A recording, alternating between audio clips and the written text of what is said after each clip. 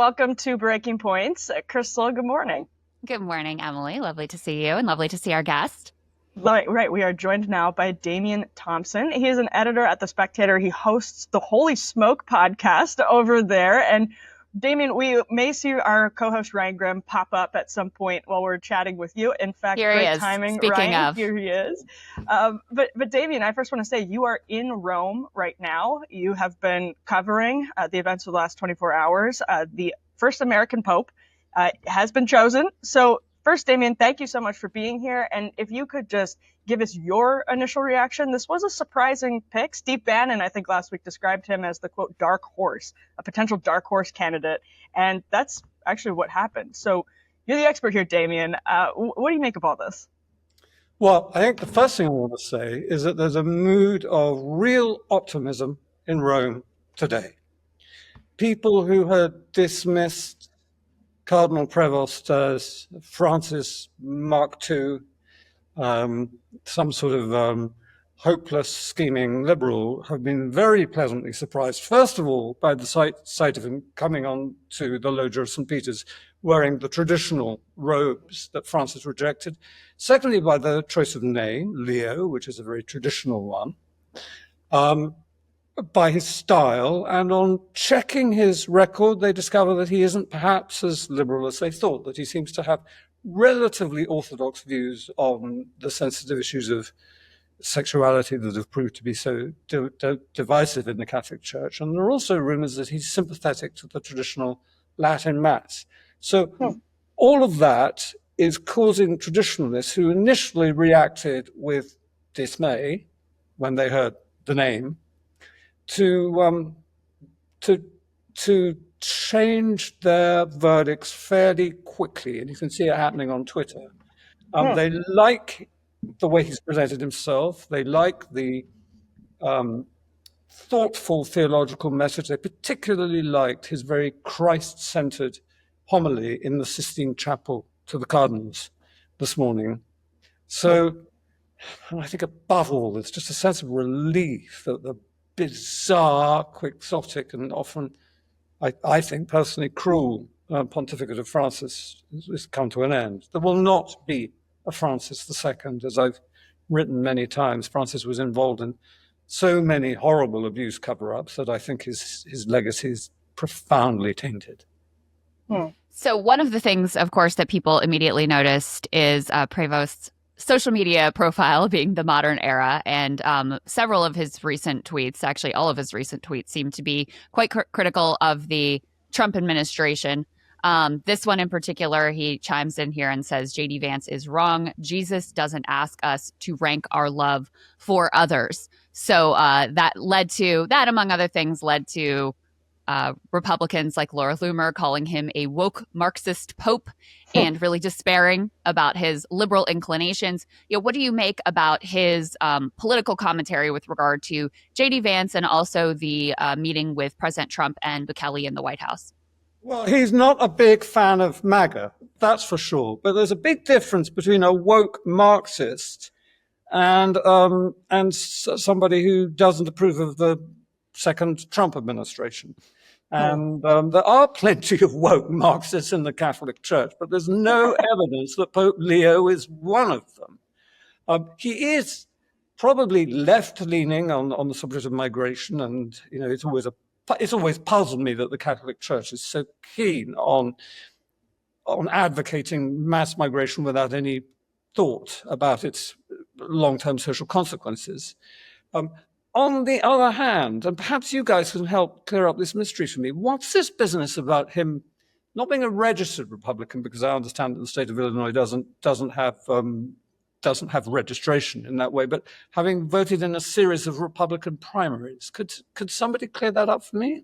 Yes, I think that might be Charlie Kirk polled his voting history. Charlie Kirk also is from the Chicago area, polled his voting history. And it might be the case that he's sort of from the never Trump school of the conservative movement here in the United States. He's a Chicago guy. It's very interesting, Damian. I guess we'll see. And, it's always difficult to map. Go ahead. We know that he's pro-life. And it's very, very hard for an Orthodox pro-life Catholic, and the new Pope certainly is Orthodox on the subject of abortion, to support the Democrats who, who are incredibly dogmatic in their support for abortion, including late-term abortion. So, I would have been very surprised, for example, if the new Pope had supported Kamala Harris. He probably didn't support either of them. What do we know about his time in Peru relative to child sex abuse cover-ups? It's an open question. Like I don't know. I've just seen some talk about that. This was why my jaw dropped open when I heard Robert Francis. I immediately knew who it was, because I had just been reading some very detailed coverage in the influential Catholic investigative publication, The Pillar, which is very highly respected, about allegations that Cardinal Prevost, when Bishop of Chiclayo in Peru, brushed aside complaints by women that they'd been abused by priests. And he was also accused of watering down the severity of their accusations. And therefore, before the conclave, abuse survivors organizations were drawing attention to what they claimed was his bad record on this. And there's also a case dating back to 2000 in which, as an Augustinian prior or whatever he was in Chicago, he was accused of allowing a pedophile priest to live and operate near a school. And as I understand it, the new Pope has merely invoked some sort of formal excuse for the Chiclayo, excuse me if I get it wrong, for the Peruvian complaints by these women, and offered no explanation for what happened in Chicago. So that is being followed up. I saw it was followed up in the Daily Mail today, and it won't go away. But I think I would make a distinction, and these things have to be taken incredibly seriously, but I would make a distinction between failure to deal adequately with abuse allegations, which is terrible, but of which vast numbers of bishops have been guilty, and the sort of grossly negligent and culpable covering up of, in some cases, convicted abusers that Pope Francis indulged in. Which I think, I regard his pontificate as a disgrace for that reason alone, and the failure of the press to follow that up. So it would be a little bit strange if the press concentrated so much attention on following up this absolutely legitimate story and ignored the fact that the late Pope has a record which, had he been a head of state anywhere in the Western world, would have forced him to resign years before he died. Damien, what do you make of the politics of choosing an American pope? What is the significance of that? And, have you heard any rumors about some of the internal politics about how he was chosen from an ideological perspective as well? Well, I'm not so sure that the cardinals thought of him as an American pope, because this is a guy who has spent nearly his entire career, certainly his entire episcopal career, in Latin America. And before that, he was a missionary in Latin America. So I suspect that it was the Latin American voting bloc, which might perhaps otherwise have gone to Cardinal Tagle, that carried him over the two-thirds majority. So I'm not so sure. I mean, obviously people are aware that he was born and brought up in America, but he is, he has a mixed ancestry and had spent so much of his adult life in Latin America that I think it was the Latin American bloc that really backed him. But that's conjecture. I saw something about the name Leo potentially signaling some type of reference to Leo the 13th's labor encyclical. I'm deeply out of my depth when it comes to this stuff, but I understand there was. So am I. Okay. Leo the 13th was doctrinally orthodox, and in some ways the founder of modern Catholic social teaching. So in a Interesting. way, the choice of the name Leo, if it refers to Leo XIII, and there are many other great popes called Leo, including some not so great popes called Leo, but if it is a reference to Leo XIII, then that might indicate some sort of balance between doctrinal orthodoxy, and he does seem to be doctrinally orthodox, more so than Francis's bizarre and haphazard mixture of impenetrable spirituality, I think, and a very pronounced social conscience, one that has, whether you agree with him or not, already led him into conflict with the Trump administration. But on the other hand, I think President Trump is actually very keen to, in as far as he possibly can, have good relations with the Catholic Church. So I think that Trump will take insult, but there won't be the same sort of insults and sniping and, goading that Francis directed at Trump. If Pope Leo wants to criticize the Trump administration, he will do so in an honest, straightforward, and civil manner. Damien, one thing that people like myself, I'm not a Catholic, but people who are on the left who appreciated Pope Francis really respected was his commitment to and focusing on an anti-war message, and especially vis-a-vis the atrocities committed in Gaza. I wonder if you have any insight into Pope Leo's perspective on that conflict. I have none whatsoever, but I want to ask you something. You're talking about respecting a man who protected a serial rapist of nuns. How does he earn your respect? I'm not having a go at you, Krystal, personally, because I'm a fan of yours, but really, a man who doesn't that overshadow everything? So many abuse victims had their stories ignored and their abusers upheld and protected by this man, Francis. How can anyone have respect? I'll answer that. I think that people who are not intimately involved with or familiar with the Catholic Church and don't know the details of it assume that pretty much everybody in the leadership there is involved, and to some degree with covering up. Media. That's a gross failure of the media. Imagine if the president of the United States had covered up. I think maybe Krystal knows the most recent numbers. Yeah. Something like 13,000 children have been killed by Israel. And so anybody who speaks out against that is going to get a hearing from people who are opposed to that. For a pope to abuse his personal authority to protect a Jesuit, ex-Jesuit, accused of abusing and raping, 20 young women, including religious sisters, in an order he founded, which is basically a sex cult, and for him to enjoy the personal protection of the Pope, who kept his vile artwork on the door of on the wall of his apartment until the day he died. This is Rupnik that we're talking about. This is Rupnik, exactly. Yeah. This so, Damien, a very good story, but there was a corrupt Vatican press corps who kept the story out of the headlines. Which helps to explain why I think why people like us don't think that there's a whole lot of difference in the choice. Like, okay, whoever you're going to get is going to be protected by painted with this scandal. But Damien, I do want to get back. I'm going to hammer home this point. There's a huge difference.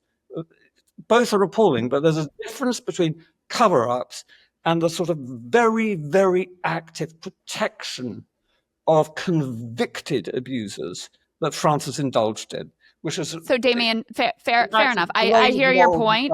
I hear your point, and I confess to being, ignorant on many of the specifics about who covered up what and what their level of culpability was. But I do want to know if you have any perspective on how Pope Leo may orient himself vis-a-vis war and peace, and specifically with regard to Israel's atrocity in Gaza. And also Ukraine. I think there's a question of that as well. I just don't know at this stage. My assumption is that he'll want to be a peacemaker.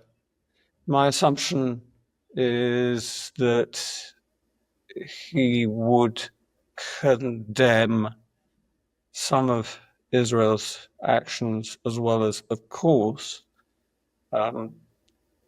condemning the appalling slaughter of Israelis by Hamas. I wouldn't expect him to align very clearly with either side. I would be surprised if he was as indulgent of Russia as Pope Francis seems to have been on occasion. But that's speculation. So just And Damien, mind. my last question, just to actually kind of wrap all of this up, is I've relied a lot on your reporting over the course of the last papacy. And I know that Leo is an ally of Francis. And I'm genuinely curious if everything that you just explained that has really been a failure of the media to cover deeply and to focus on and to, put front and center of the discourse about what was happening in Vatican City. Does the new Pope have any complicity in Francis's regime of covering things up and silencing and indulging particular guilty parties? It's a really good question, because in a sense, I mean, he was a very senior member of the Curia. In a sense, every cardinal who failed to speak up about what they knew was happening, which was that the Pope was covering up for convicted as well as credibly accused vile sex abusers, really has some explaining to do. And Pope Leo, like the cardinals who elect him, not only has some explaining to do, I would say, on that count, but has to do something about it. And what everybody's been saying to me in Rome for years is, as soon as Francis dies, it will all come out. Well, I hope it does. And when it does come out, the level of complicity of Francis in covering up sex crimes all over the world, if that really does come out, then that will be a huge diplomatic problem for the new Pope. But at least it will be confronted, which it desperately needs to be, because the fact that the general public doesn't know the extent of the depravity is shocking in itself. Damien, we are all non-Catholics here, and so we really appreciate you coming on, especially someone so well-sourced, literally in Rome right now, to help us understand. A great pleasure. Let me just emphasize, the mood here is upbeat. Thank you, Damien. We really appreciate it. Thanks a lot. All right. So interesting perspective from the right there. I have no idea what the reality of how Pope Leo is going to position himself. But, I will say the reaction I've seen has been quite different. The left very encouraged by even the choice, as Ryan was getting at, of Leo as the name. Certainly the sniping at J.D. Vance. The upset from much of the right, including the Laura Loomers of the world. So, a lot to be seen about how he positions himself. But also, to your point, Emily, I mean, he was someone who was close to Pope Francis and had been put in this position of selecting many of the cardinals and bishops, which also may have put him sort of in the pole position to achieve this position, not knowing anything about the politics involved here. But what do you make of this, Emily, before we let you go? Because I know you've got things to do today, too. Little flight to catch, so hopefully the real ID doesn't mess that up. But yeah, my Catholic friends are, I would put it this way. I think one of the things that Damien said is really interesting, that the initial reaction was pretty uncomfortable as soon as people started scrolling through his Twitter feed, Pope Leo's Twitter feed, and it's extremely political. It was as though the only times he was tweeting or retweeting was to make political statements. Now, that's not exactly accurate, but it accounts for probably 50 to 60% of the tweets over the last several years on his feed, which means that he has a well of frustration with MAGA as an American and with the Trump administration, with J.D. Vance, who is a Catholic convert. One of Francis's, I think, points of tension with J.D. Vance and others is that there's this wing of Catholic converts, particularly in the United States, who do like the Latin Mass. And that's what Damien was alluding to. And they see that as kind of a proxy for this anger at the modernization attempts in the Vatican. And so all this is to say, I basically think, the Latin Mass sort of codes right wing, correct? Yeah, exactly. This is like the J.D. Vance version of Catholicism. Yeah, like Tradcast. And I don't know if JD does Latin Mass, but it's sort of seen as like a proxy for that. But Leo comes from that sort of strain, the Francis type of strain of the church. And so I think what Damien pointed out was interesting, that over the last 24 hours, some of the people who were hoping for a more conservative choice have come to reconsider whether Leo might have things that they really like, and they're now feeling quote unquote upbeat. We'll see. But my last big thought on this is just, I think my Catholic friends might not like me saying this, but there's a desperation for a breath of fresh air because Francis has mismanaged things, whether you're liberal or conservative. The guy mismanaged things. He was complicit in cover-ups. He's such a intense character that I think there's some of my conservative friends who get really frustrated with mapping contemporary American politics onto the Vatican, left, right. It doesn't work perfectly. That's absolutely true. At the same time, this guy was posting seemingly only to make a point against the American right over and over again. So I get that it's complicated, but I think he's probably closer to Francis than some of my conservative Catholic friends probably will. They'll probably find this out in ways that are unpleasant to come. Yeah. So there's some coping going on potentially here. But if you remember, possible cope. We got everybody got Francis wrong. Like the first day or two after when Francis was named, everybody thought he was kind of a conservative. Oh, really? I don't remember that. Yeah, there was like a 24-hour period where the right was celebrating and the left was freaking out. And then he went around like, kissing people's feet, and people were like, oh, wow. Yeah. Francis was like really, really, really anti-abortion. I mean, but isn't any pope going to be anti-abortion? Yeah, for him, it was like everyone has sort of like a suite of issues that are their priorities, and that was definitely one of his. So that's what the right sort of reacted to immediately when it came to. Gotcha. Yeah, so they got that wrong. Yeah. All right, so I guess we'll see. Anyway, Emily, I'll let you go for the day. Great to see you as always. Have a great weekend. We'll see you next week. Thanks, guys. See ya. Ryan, how are you this morning? Oh, wonderful. How about yourself? Good. Thank you for standing up for my honor with Damien. Well, yes, this is obviously the sexual abuse scandal is an incredibly important one, but also, there are other issues that we could discuss here as well. So in any case, speaking of other issues discussed, there's a ton that I want to get to in the show. And also, by the way, guys, Ryan's going to have to jump about 10 o'clock. We have a special guest, very special guest. Surprise guest. Who has a long commute from 2 rooms away in order to join us this morning for the premium portion of the show. And we've got lots of stuff to get into with regard to trade. And I definitely want to get Ryan's take before he goes on the Abundance Caucus, newly formed. And if we have time, get a little bit of your thoughts on Casey Means. She may be right up your alley, Ryan. I don't know. You have shrooms and crystals. Yeah, man. Talking to trees. Yeah. This might be your gal. Is she talking to trees or is she just listening to them? Because if you're listening to trees and hearing from them, I'm with that. If you're talking to them, then that's too far. That's too far. Okay. All right. We'll investigate. Okay.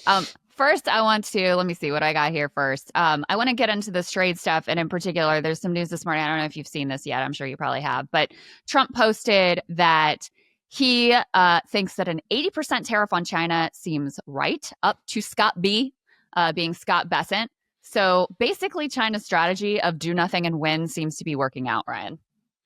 Yeah, and markets jumped on the UK trade deal yesterday because it was kind of a nothing burger of a deal. Yeah. Basically, apparently the UK makes cars and they're going to be allowed to sell like 100,000 cars into the US at a reduced tariff rate, and in exchange, they will reduce their digital tax that they were hitting our big tech companies with. And there's some tariff reciprocity, basically like a free trade steel zone that we're creating with the UK, and we're still going to then hit other steel with a 25% tariff. And because there wasn't really much to it, and Trump sold it as this like historic, deal with our best friends across the pond, that sent a signal to the markets that he's looking for face-saving ways out of this trade war. And so the hope then from the markets is, okay, he understands he's lost and he's going to wind this down. And so I think that's why the markets popped. I think the markets might be a little wrong. Like we should probably, dial up Jeff Stein again, see what he thinks. But I think he might be more committed to continuing this until he gets a real punch in the face that he doesn't recover from him quickly. So that's where we are. And then the China knocking China tariffs on China down to 80% is also silly because anything above a pretty trivial percentage is a meaningful tariff. So the difference between 80 and 145 isn't that significant, because in either case, most businesses that rely on Chinese imports are out of business. So whether you're out of business at 80% or out of business at 145% doesn't really matter to the company that goes bankrupt. But it's a move in that direction. Yeah. Let me show you this, which is kind of shocking. So China apparently reported bumper April exports ahead of crucial trade talks with the U.S. China's exports actually grew sharply in April, despite Trump's Liberation Day tariffs on shipments to the U.S., strengthening Beijing's hand ahead of crucial trade negotiations due to start this weekend.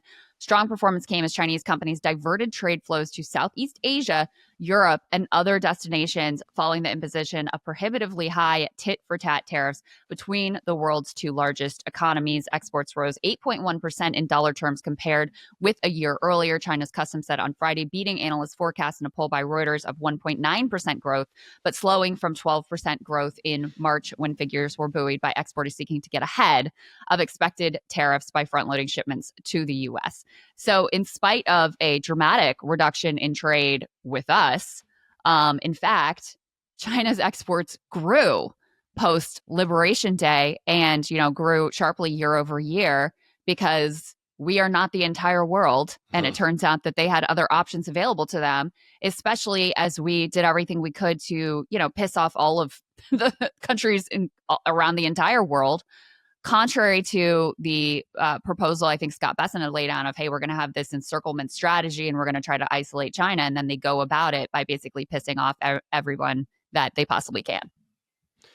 Right. And I think one thing that is underestimated is the role of kind of inertia in global affairs. Like, China has been selling stuff to us because that's what they do.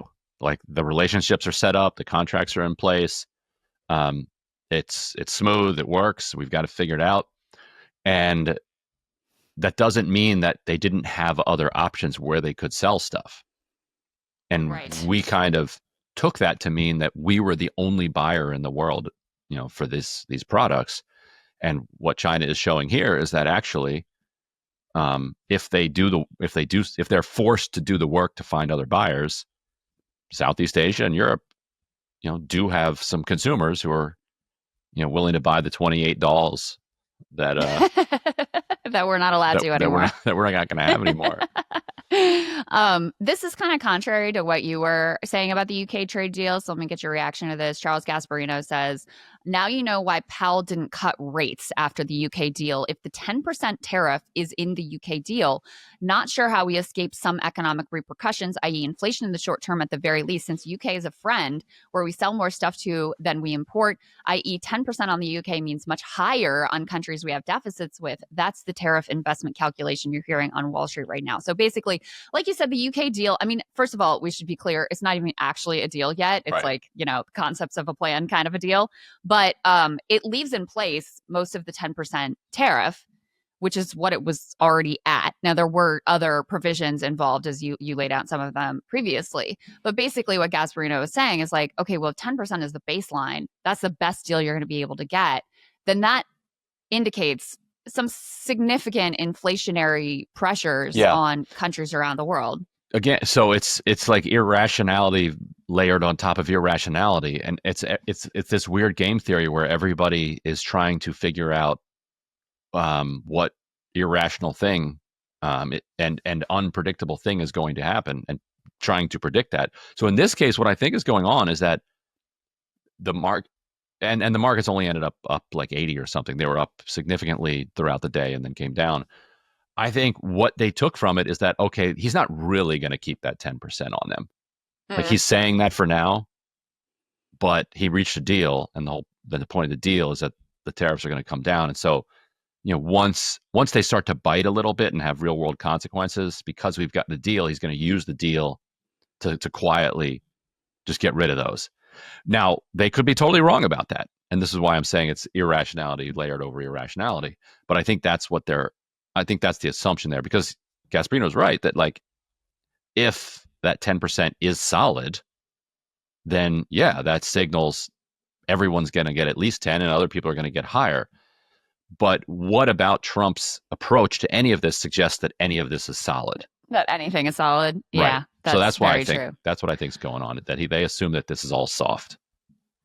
I want to get your reaction to JD Vance got asked about the number of dolls that anyone will be permitted to have here. So let me go ahead and pull this up because his answer was interesting. Let me go ahead and get your reaction to this, Ryan.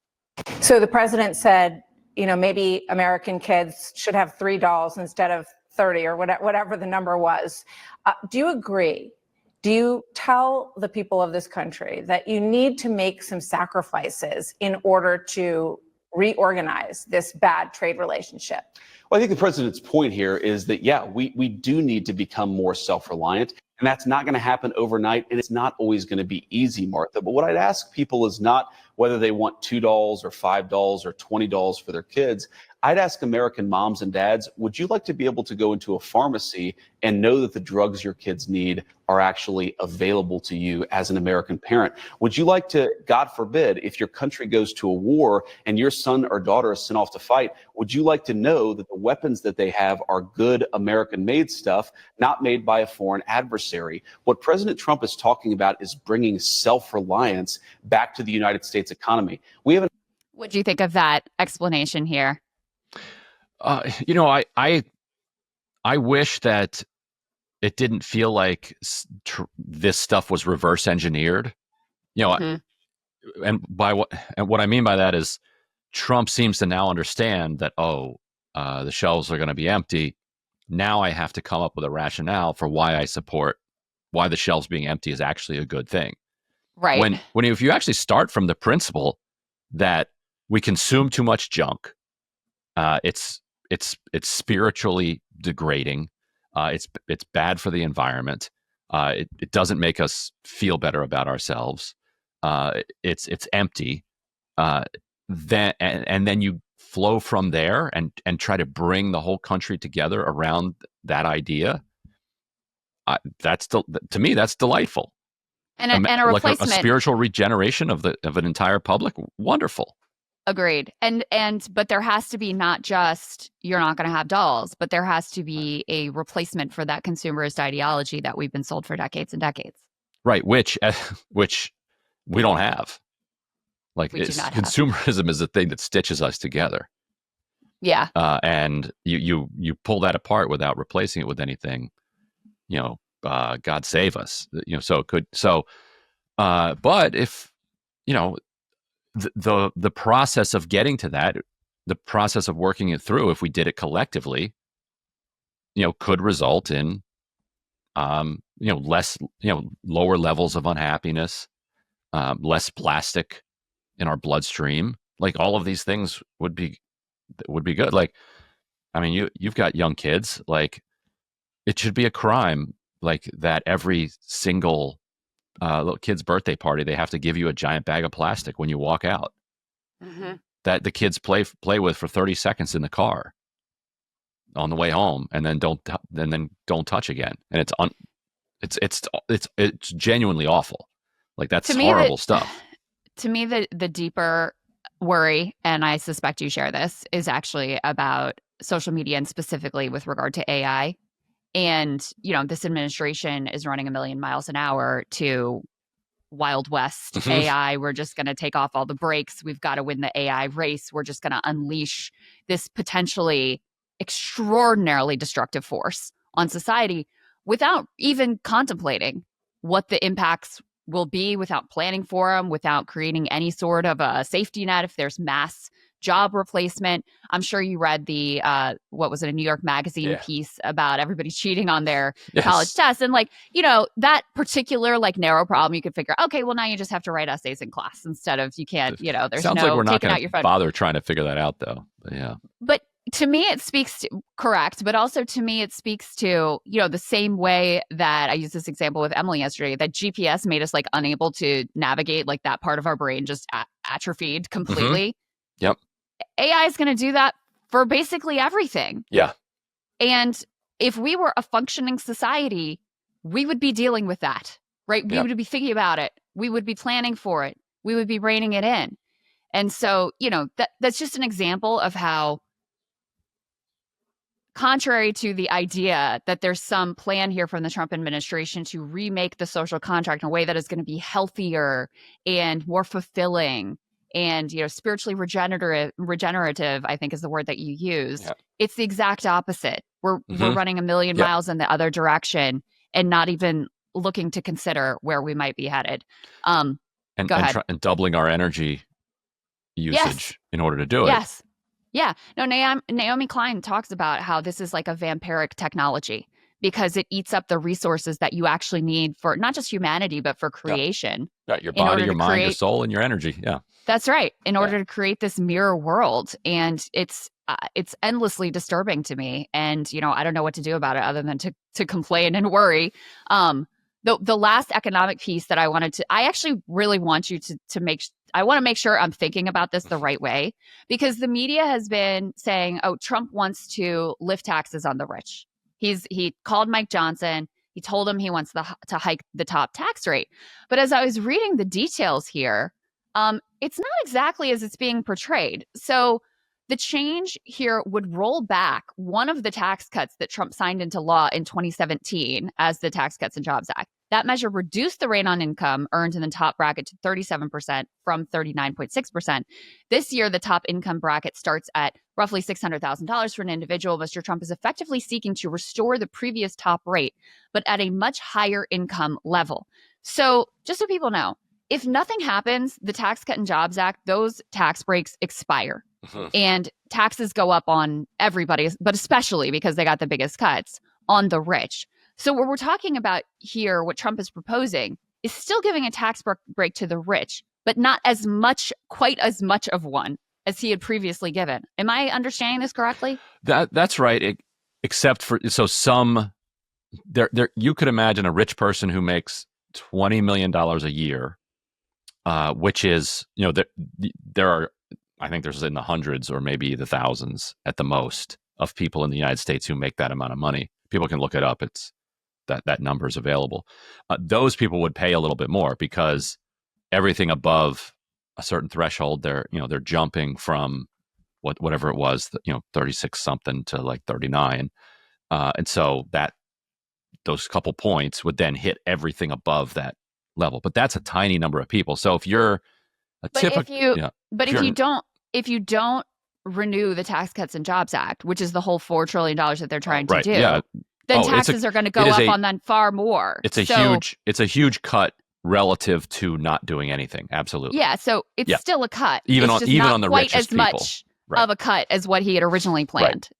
Yes. Okay. He's still giving a big cut to the very rich, but a little bit less than he gave to them previously. Last time. Yes. Okay. All right. Let me get your take on this abundance caucus stuff, because you had some interesting insights on this. So you have some Democrats now who are starting an abundance caucus, an abundance inspired caucus. In particular, what is this guy's name? Josh Harder from California. It says House Democrats are getting Ezra Klein pilled. Bipartisan group of lawmakers led by Josh Harder is launching a new roughly 30-member bloc, claiming inspiration from abundance movement championed by the liberal commentator Klein. I guess my question is this really necessary? Because I feel like we have ideological groups that are already pretty abundance pilled. Well, I mean, got to seize the abundance caucus, and maybe they hope that they'll be able to get Ezra to come speak to their caucus, like he spoke to the Senate retreat recently. This guy, I forget who was it, Sirota maybe, that flagged it. The funniest thing that like one of Harder's chief accomplishments was blocking this water project. I think it was Stoller. Was that Stoller? Yes. I think so. Yeah. Which is just hilarious because that the whole to the extent that abundance, has a villain, it's like environmentalists who are standing in the way of these types of infrastructure projects, and here he was blocking one of these water projects on environmental grounds. Yeah, I have it here. Congressman behind the Abundance Caucus, Josh Harder, has as a signature accomplishment stopping a water project from getting a permit. There you go. So, yeah, we'll see who winds up, and this is what I said yesterday. Like, we'll see who winds up joining this caucus. But here's a prediction, and you can map this prediction then against the analysis of whether this abundance is, seriously aimed at, lifting everybody up, or is actually just kind of rebranded neoliberalism. My suspicion is that the Abundance Caucus will eventually be populated almost exclusively by people who are also in what's known as the New Democrat coalition, New Democrat Conference. New Democrats were created by the DLC, the Democratic Leadership Council, which itself was created in the 1980s as the vehicle for the faction that said we need deregulation, we need lower taxes, we need to end big government, we need to get Democrats away from civil rights, environmentalism, feminism, big unions, big government, tax and spend liberalism. We need to be we need to basically do Reaganomics light, and that was the DLC. Those are New Democrats. So I think everybody who joins this Abundance Caucus is probably going to be New Democrats. And if I'm wrong about that, then maybe I'm wrong about my whole analysis of abundance. But let's check back in a couple of weeks and see who Harder has been able to recruit into this caucus. Now, you're definitely going to have there are some progressive people in the Progressive Caucus who are also in the New Democrats. And there are, which is a lot of people in the Progressive Caucus are really, underneath that kind of neoliberal, Clinton type Democrats who have progressive social values. And I think you'll find those kinds of people too will be really intrigued by the abundance framing, because it's nice. Who's against abundance? Yeah, I mean, I feel like so Bill Clinton is, his framing is the DLC and it's neoliberalism. It's really the Democratic Party sort of embracing the Ronald Reagan era framing, and Jimmy Carter, to be fair, initially is the one who starts to move Democrats away from the New Deal and into the neoliberal era. Yeah. Bill Clinton really cements that. I sort of feel like Barack Obama is almost like another rebranding of like a different rebranding of neoliberalism. And that was coming out of the wilderness of George W. Bush. And, how could we have lost to this guy? Oh my God. Okay, here we go. Another rebranding of neoliberalism. And then it seems like abundance is the attempt again to rebrand neoliberalism as something new and fresh and different out of the wake of the, devastating loss for Democrats to Donald Trump. Right. And the Affordable Care Act, Obama's signature achievement, was all about using the market and doing healthcare reform without, not even without adding to the deficit, but reducing the deficit. And it's a very, very Clintonian. Well, he brought a bunch of Clinton people into his administration. So, I mean, the carryover from the Clinton administration was quite real and not just theoretical. Let me get your take also, Ryan, since we didn't have you yesterday, before you have to jump on Casey Means. So there's all sorts of things going on here. I don't even know where to start. But let me pull up friend of show, Laura Loomer, who was first very upset about the first Trump search and general pick and was probably influential in getting her spiked. Then Trump picks Casey Means, the sister of Callie Means, and Emily and I talked about her a good bit yesterday. She's really a MAHA influencer star. She's been on with Tucker. She's been on with Joe Rogan. She runs some health company herself, like glucose monitoring company. She wrote a book along with her brother, Callie Means. And so when she got picked, I thought that Loomer and certainly the MAHA people like Nicole Shanahan would be delighted, but I was wrong. Some people were delighted. Nicole Shanahan, notably, was really, really upset. And Laura Loomer continued to, raise hell about this pick as well and despair truly over the vetting team, not Trump, of course, it's not Trump's fault, but over the vetting team that is disserving Trump. So in any case, Laura tweeted this, which I thought was interesting. She said, "I'm glad I initiated the MAHA breakup. Many of these grifters needed to be exposed for who they are." And also I was amused by Richard Hanania chiming in, being like, here's another one, go after him as well. In any case, give me your thoughts on Casey Means, on the MAHA and MAGA tensions that are emerging, and Laura Loomer's role in all of this stuff. Yeah, I mean, look, I love all the folks that are into the crystals and the Reiki and the moon you have some background in this and shrooms. I learned That's right. yesterday. Yes, in the 90s, I used to go to Reiki sessions. Then I became like a Reiki practitioner. I'm all about that stuff. Of course, you did. The chakras. This is important stuff. I don't think you want the Surgeon General though from that world. Like, I think it's fine if it's a complement to our system of Western medicine. Because there are a lot of things that Western medicine doesn't understand about the body, clearly, and there's a lot left to be learned about it. But I think it's fine that it lives off in YouTube land, and in the basements and in churches and wherever you want to get you want to do Reiki. Great, it's great. Go do it. It's wonderful. But to make that person the Surgeon General, it's like, well, no, the Western medicine is also responsible for an enormous number of advances. Yeah. Like when your wife got cancer, you didn't go to the Reiki specialist. Didn't go to the acupuncturist. You went to the doctor. And you might go to the acupuncturist as well to deal with some of the side effects. True. But no, it becomes dangerous when you're throwing the Western medicine out with the bathwater. Like, because look, Steve Jobs, for instance, thought he could cure his own cancer with his spirit and smoothies and that's true. And whatever, and what the way that he just tried to approach it with his spirit or his will or whatever. And he as far as I understand, like, that was a cancer that he should have beaten, with treatment, but he didn't, and then he died. And there's a similar story with Kyle's dad, actually, who was going to a chiropractor who was telling him, "Oh, I got you," and he didn't go to a regular doctor, so he didn't get a cancer diagnosis until it was far too late, because the chiropractor promised him that he would be able to heal whatever ailed him.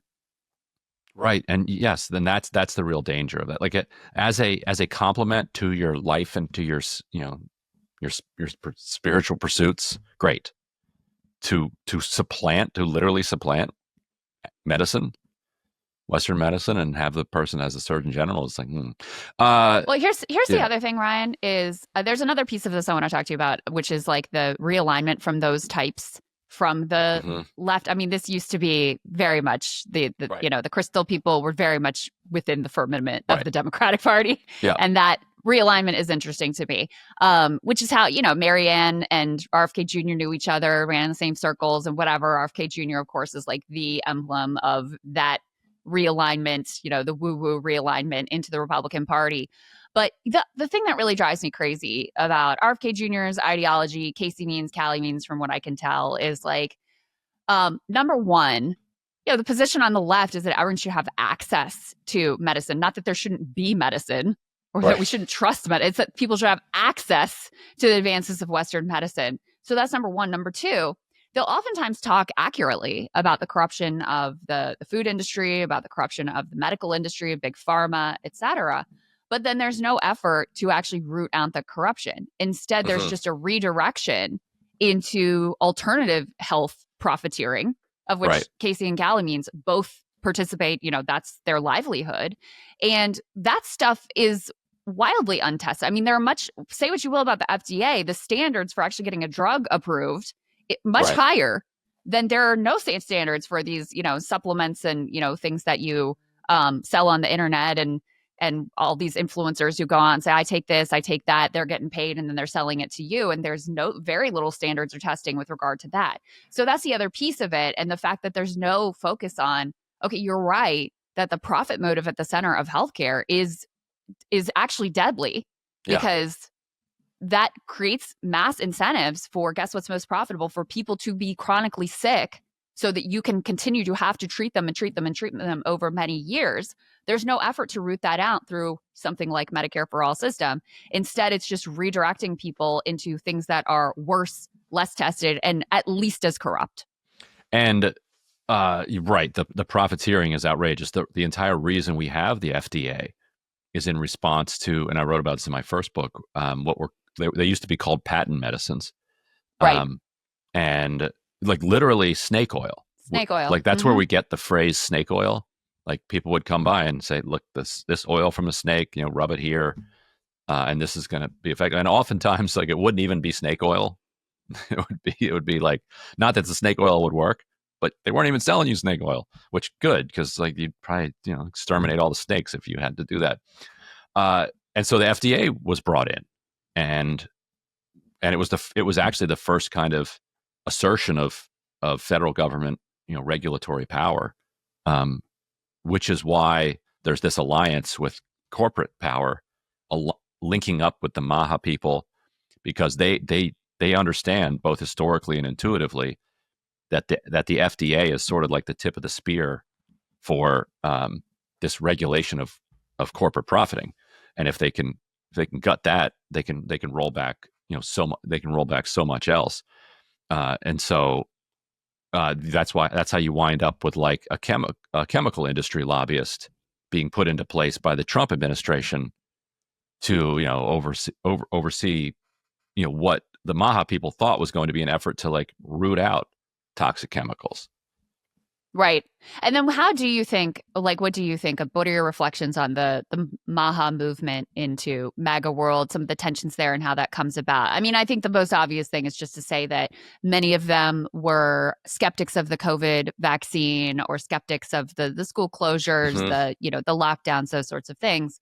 But I also think in general, the right has just become like the magnet for sort of all conspiracy theories.